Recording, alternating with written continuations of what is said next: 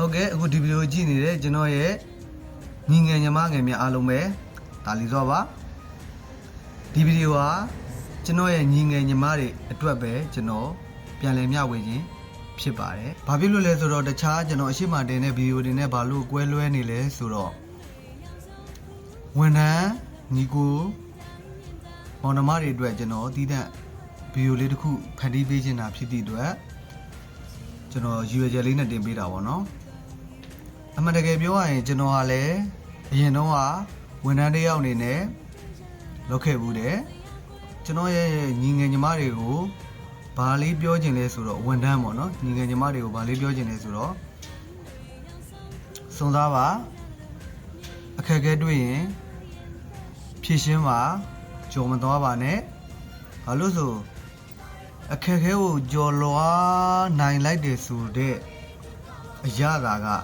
ကိုပို့ပြီးတော့မှ level တစ်ဆင့်လှေကားနောက်ထပ်ထက်ကိုကျွန်တော်တို့တက်ရောက်သွားတယ်လို့ယုံကြည်မှုရရှိတာဖြစ်သည့်အတွက်လုပ်ငန်းမှာမဆိုတော့เนาะထားပါတော့ကျွန်တော်တို့ marketing ဘိုင်းမှာဖြစ်ဖြစ် sales ဘိုင်းမှာဖြစ်ဖြစ်เนาะကျွန်တော် promoter ဘိုင်းမှာဖြစ်ဖြစ်ဘယ်အပိုင်းမှာပဲဖြစ်ဖြစ်လူကျွန်တော်ညီကိုမောင်နှမတွေရောက်ရှိနေတဲ့တာဝန်ယူထားတဲ့ဘယ်လုပ်ငန်းမှာပဲဖြစ်ဖြစ်တာဝန်ကြည့်အောင်เนาะအကောင်းဆုံးကိုယ်ပေးထားတဲ့တာဝန်တွေကိုကြည်ပြအောင်ထမ်းဆောင်ဖို့အတွက်ကျွန်တော်အကြံဉာဏ်ပြုတယ်။ဘာလို့ဆိုကျွန်တော်လည်းဝန်ထမ်းတစ်ယောက်ဖြစ်ခဲ့တာဖြစ်သည့်အတွက်ကျွန်တော်လှုပ်လာတဲ့ဝန်ထမ်းတက်တန်းတစ်လျှောက်မှာလည်းတာဝန်ကျမှုစွာထမ်းဆောင်လေးရှိတယ်။ကျွန်တော်ချမှတ်ထားတဲ့ target ချမှတ်ထားတဲ့စီမင်းစည်းကမ်းအကုန်လုံးကိုကျွန်တော်ကလိုက်နာတယ်။အကောင်းဆုံးကျွန်တော်ဖြည့်ရှင်းပေးတယ်။အကောင်းဆုံးကြိုးစားပြီးတော့မှ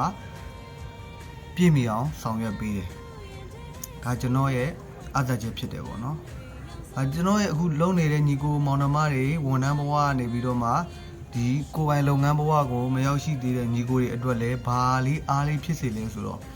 အခုလုပ်နေတဲ့ဝန်ထမ်းဘဝကိုလည်းအထင်မသေးပါနဲ့။ကျွန်တော်ကဒီအတိအကျပြောရင်ကျွန်တော်ဗန်ဝန်ထမ်းလုပ်ခဲ့ဘူးတယ်ရှင်းနေဝင်ကျင်လောက်ပေါ့နော်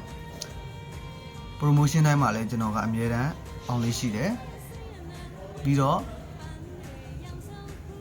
ဒီ possession တစ်ခုမှလည်းကျွန်တော်ရောက်ရှိနေပြီဖြစ်တယ်။ဒါပေမဲ့ကျွန်တော်ထွက်လိုက်တယ်ကိုယ်ပိုင်လုပ်ငန်းတစ်ခုကိုကျွန်တော်ရွေးချယ်လိုက်တယ်ပေါ့နော်။ကျွန်တော်ဟာ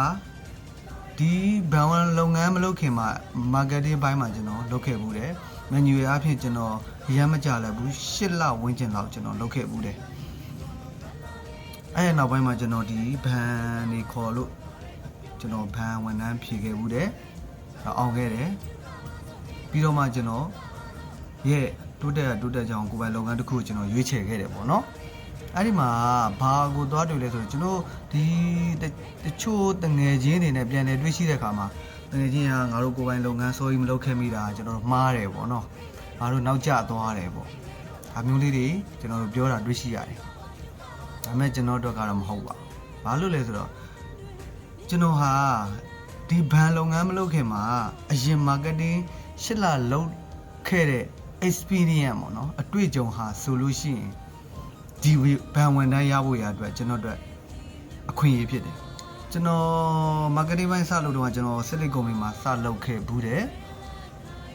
အဲ့ဒီတော့ Silicon Company ဆိုတာကဆိုင်တိုင်းစီကျွန်တော်တို့ကဝင်ဆက်ရတယ်ဘယ်သူနဲ့မှလည်းမသိဘူး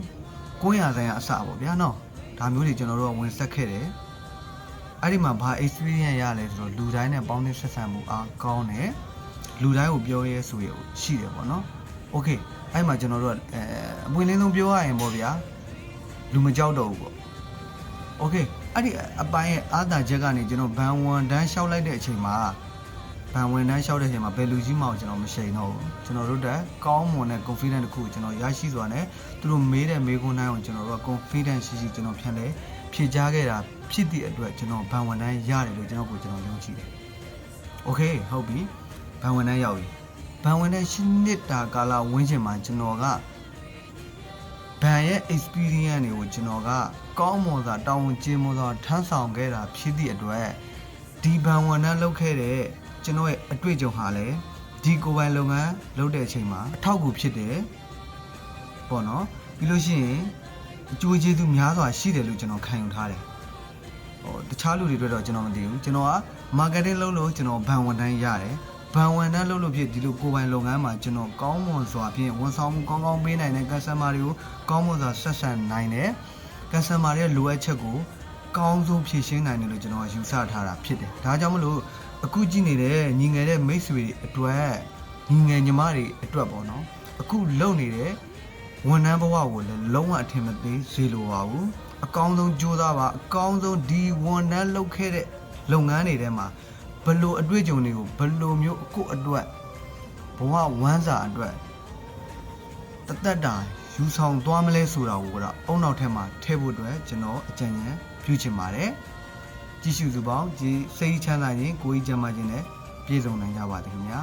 အားလုံးကျေးဇူးတင်ပါတယ်